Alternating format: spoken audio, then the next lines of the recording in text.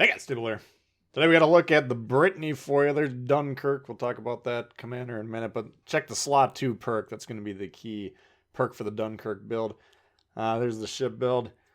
Basically what that slot 2 perk does on this commander, it allows you to change the shells in 1 second if you got all the guns fully loaded and if it's fully maxed. So that's like a level 12 legendary 2, I believe would be how advanced of a commander you would need to fully max that slot 2 perk. But very, very powerful. One of the best perks in the game, and therefore making this one of the stronger commanders in the game.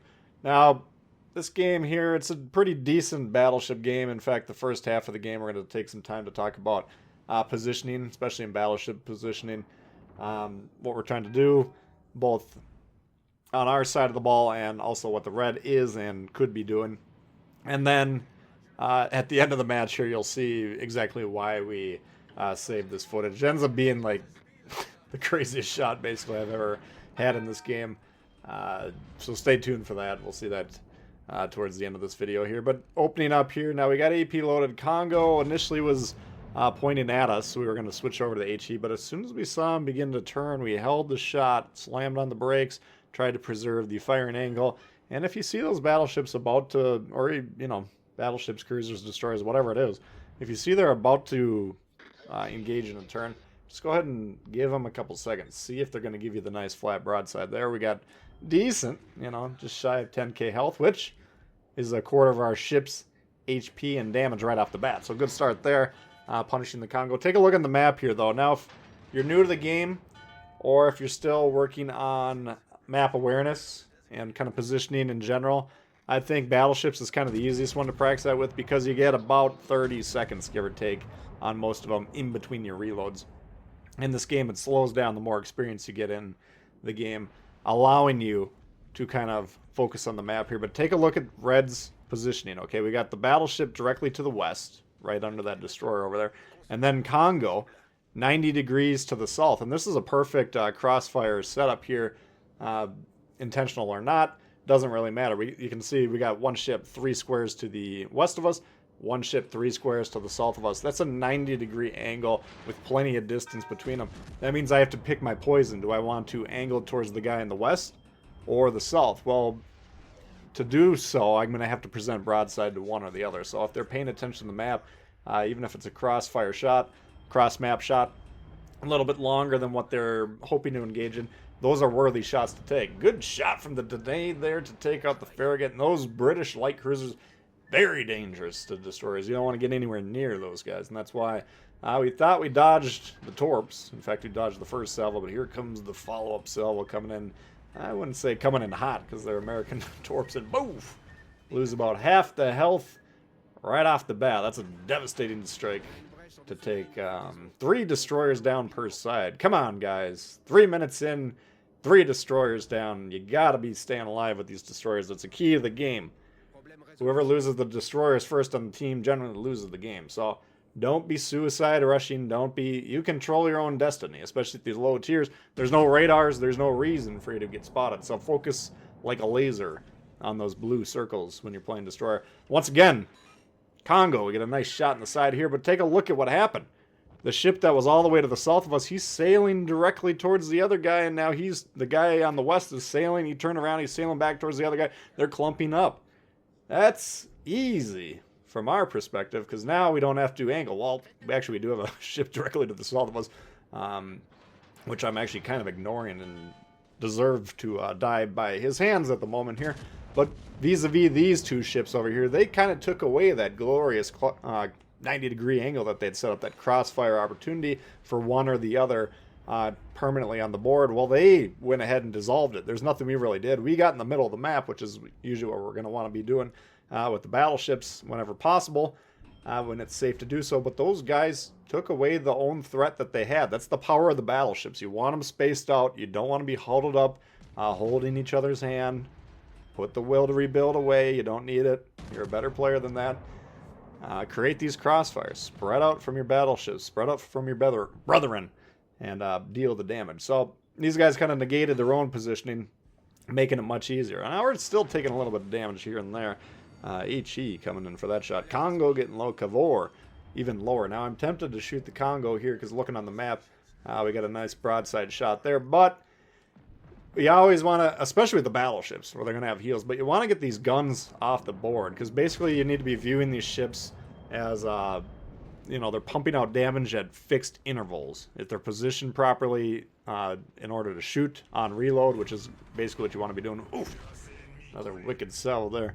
But if they're positioned well, they're shooting on reload, well, the quicker we can get those guns off, the quicker we can shut off that kind of spout of damage that's going to be spraying your team down every so often on the reload. So, even though, the Congo is juicy, we could maybe get a little bit more damage even, but we'd rather just get that Cavor off and make sure he's not going to be dealing damage. Because we were actually down ships a minute ago. Danae coming in hot here, nukes the Congo, and now we're angled once again to the battleship to the south, and now he's finally firing. And that's unfortunate because he was unspotted sitting in the base for about 2-3 minutes. And had he pressed forward just a little bit and gotten to the point where he just got that shot off, we'd be dead. Okay, we might have not even killed the Cavor. Maybe the Congo's still alive. Maybe this game is still heavily in Red's favor. But now we have actually taken the lead 4 ships to 3. We got a nice juicy lead on the score as well. They got 1 battleship remaining. We got 2. Look out. Wyoming, another salvo from them, but we got the back guns. We fire there. And look at the diagram on the bottom. You can see the front 3 guns still spinning. So there's no reason to try and fully open up that firing angle. Oh boy, what a devastating strike from the Nevada there. Takes out the Wyoming. But getting back to our own ship, there's no reason to get those front guns, in a position where they could fire if they're still traversing. So keeping an eye on, okay, do I need to actually position myself to fire, or are the guns still moving? Okay, we'll just remain steeply angled, pointing, more or less away from that ship, protecting ourselves. Here's not Hotnik. Okay, now we switch over to that HE using that shell switcher perk. He's on the base, and that's a good start because they're going to need some points here. Once again, we got the 2 battleships. They got cruiser, destroyer. So we got a firm grasp on the lead here. In fact, we can actually lose 2 ships before we lose the lead. So we do need to get on the base, though. We don't want to concede the game, obviously, by letting them capture the base. But hoping the Danae comes in here and hoping the battleship behind us. He's a little bit out of position. He's doing all right, though. He's been dealing a lot of damage this game. So, American battleships, given how slow they are, and granted, this is a tier 4 battleship. Every battleship's slow at tier 4, but kind of try and keep, an eye on where should I be in about 2-3 minutes mentally. You want to be thinking, when I'm done doing what I'm doing, where am I going to want to be after that? Okay, so, just a minor nitpick there. But we're moving in. Now, note the base goes back to defend. That means the Othotnik got off. And here in my mind, we're actually going to be shooting at the cruiser. Now, I played this game about a week ago. I'm still not 100% sure watching this back why we're not prioritizing the Othotnik. I'm thinking probably it's because of the short-range torps, the fact that we got a cruiser. I'm a little bit more worried about this cruiser with longer-range torps and more health. But in general, you're going to want to shoot the destroyers. And watching this back, I don't really agree with this target selection. Right there, the Othotnik's up. We do switch over AP to hit the Gus, who's angled at us. Of course, I'm trying to dev strike him there. That shot I can understand because he's at a 45-degree angle. Even though he's so lightly armored, those shells should likely arm. So if you hit him in the citadel there, that's probably a devastating strike, and the ship goes down. But now we're going to continue to shoot at him, and I just don't understand what my rationale was at the time. Maybe I'm thinking, okay, he can deal more damage or whatever. But in general, the Othotnik needs to be the priority target here. So kind of poor target selection here. There's no reason not to be shooting the destroyer in this instance. And once again, I don't understand why we're not doing it. Nevertheless, high caliber is achieved. We got 65,000 damage. Not too bad for tier 4 battleship. And note, we got 2 torpedo threats there. Now, if you're a battleship player having trouble with the torpedoes, take a look at what we're doing. We're sailing away from the point of origin of these torpedoes, meaning the torps have to go longer distances, giving us more margin of error. More, if we're going to be playing with the throttle knob, we're going to be playing with the steering wheel. At any point in time, if we make a minor adjustment, that gives the torps more chance to miss. And speaking of miss, we missed an easy shot a moment ago. When I was looking on the map, when we were about to fire, the guy was actually pointing it in towards us, and then I didn't double check the map, and by the time, if you watch that sequence back, by the time we pulled the trigger, he actually had swung out the front of the ship away from us briefly. Now he's back pointing on us. So even though it looks like he's perfectly broadside on the game screen there, at least to me, it's always helpful to double check in the map and see, okay, is he pointing in towards us? Is he going away from us? That'll help you judge, should I be aiming up a little bit to account for the fact that he's slightly staying in the way? Should I aim down just a smidge to account, which is where we did on that shot that we whiffed? You know, use the map as an aiming tool. It's there. The map is the most valuable thing on the screen at all point in time. This is a strategy game. You need to know what's going on around you. But it also actually helps with aiming. Okay, on Hotnick, now he's got about 12,000 health here. We do have the HE loaded. Get the front couple guns, 2-3 guns, sending some shots down here. Now this, we're getting into the point of, you're just saying to yourself, where's this crazy shot that you're talking about here? This is going to be it, okay? And I'll tell you before it happens what we're going to do. We're going to blind fire the guy at the buzzer, and we're actually going to hit him. Like, he's not going to have been on the screen for a while prior to that. Now, there's going to be clues that we're going to be using to increase the odds, but it's still kind of a long shot of a shot, if you know what I'm saying. So what are the clues? Well, basically he's going to be sitting in the smoke. That's the easiest clue. If you're a destroyer, you're sitting in the cloud, you're a target, okay? You might think to yourself, I'm not spotted, nobody can see me. Well, you're definitely a torpedo target. That's where you're usually going to get clipped.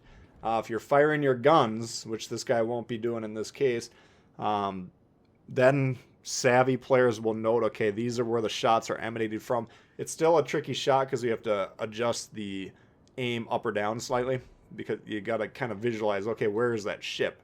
Like, take a look at our ship, for instance. If we see shots emanating from our ship, well, the ship itself is actually below where those gun blasts will be emanated from. You see the turrets are on top of the ship. So blind firing a guy that's shooting, difficult enough, but if you practice it, you can get pretty good at it, and you can menace people who are causing you problems sitting in the smoke. But this guy is not even going to be shooting. He's going to be launching torps.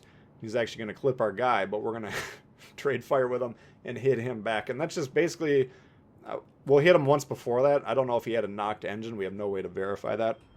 We'll see. We do knock some sort of module out as we line up the shot here. But assuming he's able to sail around, you never want to be sitting in the smoke as a destroyer, okay? Just, you got to be understanding that's a dangerous place to be, sitting in the smoke. The smoke, generally, you're going to want to deploy and then get the heck away from it. And the only time you're going to want to sit there in a smoke cloud as a destroyer is if you got people on your team that are spotting for you, so you know exactly where all the ships are around you. If that's the case, you're not sitting there without the information that you need. Then you can stop, sit there, use your guns, and fire in the target if you want. But just in general, don't be thinking of the smoke as a safe abode, because it, the risks are there. So there's our friend, the Hotnick. You can see he's still got plenty of health, and he's being chased. He's being spotted, I think, either by the plane from the Nevada or the ship itself. But he's trying to get out of there. He's trying to survive to the end of the match. Maybe get one more kill. Odd Hotnick. If you don't know what's the scoop with this thing, it's got 1 million guns. It's got 1 million torpedoes, and the torps reload very quickly, okay? In exchange, it's this very long ship that's very clunky, and it's relatively easy to die in if you're not being very careful. But if you leave the Hotnick alone or you let it get too close to you, it will blow you up. So he's taking some damage now. We fire a shot over the island here, and that's a decent shot there. There's the knock that we talk about. We do hit him once. That's not the shot we're talking about, but here it is. Okay, you can see, okay, he's got the smoke deployed. He's got 10 seconds left or whatever on the buzzer. Now we're going to see here in a moment his torps are going to take out the battleship. And just prior to that, we're going to fire our guns just at the buzzer, throw it up, half-court shot, no harm, no foul. We're going to win the game either way. But this is a shot that if it happened to me, I would be furious. I would go back and watch the footage multiple times and then be like, how the hell did the guy do that? Okay, it's not supposed to happen like this, but nevertheless, this does. I'm maybe as a new player, he was just oblivious as to what actually happened to him. But if he had enough experience to realize how he died, then he's either got to be thinking I'm a hacker or just very lucky, which is more or less what we're going to wind up being. But we're using clues here. Are we getting spotted? No. He's saying he needs intelligence to have, but now we get spotted and there, boom, there he is. I still can't get over that one. So anyway, pretty wild shot. Kind of 1 in a million, but we'll take it. That's a look at the Brittany for you. Hopefully you did enjoy it. If you did, please hit the thumbs up. New to the channel, consider subscribing. Lots of World of Warships coming all the time. Questions, comments, leave below.